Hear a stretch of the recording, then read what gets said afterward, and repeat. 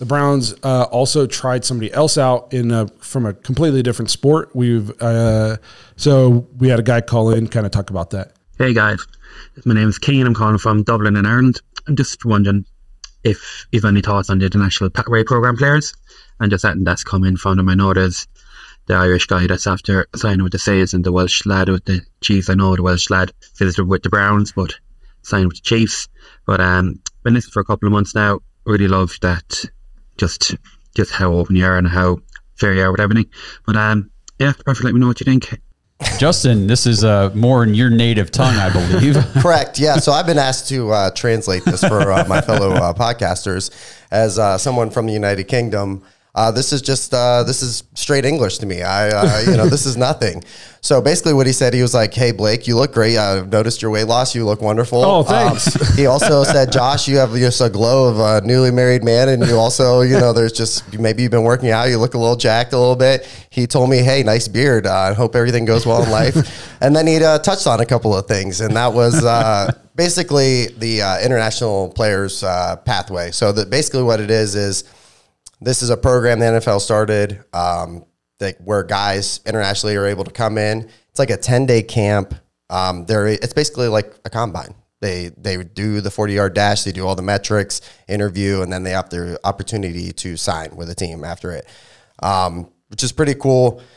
Before the show, we were talking about, the guy he was talking about, I believe he's the Welsh kid. His name's Louis Rees-Zammit, rugby player, like, top of his game right now. Like, this dude, you watch his like rugby film and you're like, holy crap, like this dude's got some wheels, he's explosive. Obviously way different rules, way different game.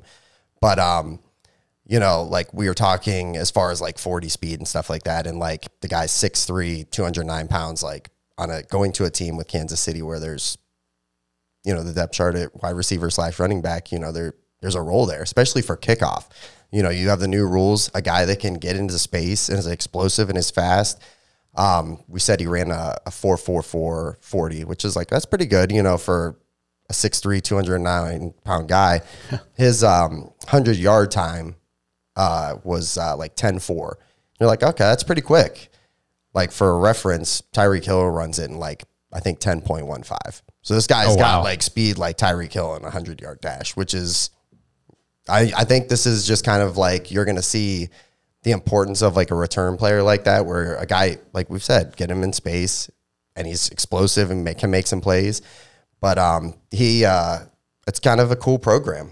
He's top of his league, basically in rugby.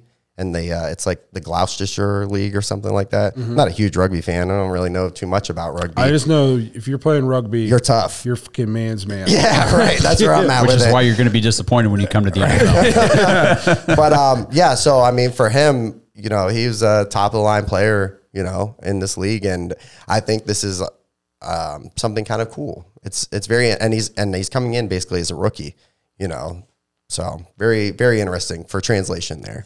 I think it's key. So you'll find these guys in these other kinds of sports that are just crazy athletes, but they might not have any football experience. So you're not expecting him to come in and he's not just going to line up and play wide receiver and be great right away. But like you said, in the special teams role, especially with the new kickoff rule, if you got a guy who is strong and can accelerate, I don't think like on kickoff, you're not going to need a shifty guy as much now as you're going to need a guy who can break one tackle and just go. Maybe not even break a tackle. Yeah, it's just one line. Hole. You know what I mean? Yeah. If he can accelerate and he can break an arm tackle and he runs tough, like Josh Cribbs wasn't shifty. He just hit it in and he just would run through arm tackles and he was so hard to bring him. Like that's what I see like this guy could kind of do. And I know there was a rugby guy, he played for the Niners recently, I thought, and I don't remember if he made it, but in the preseason, something like that, he did some pretty crazy things, if I remember correctly. But you can find diamonds in the rough doing stuff like this. It's a cool program by the NFL to give some people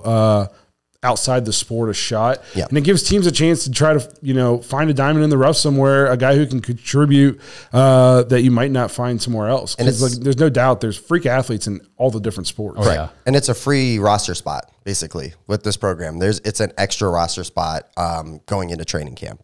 So there's not like a whole ton of risk, in doing this.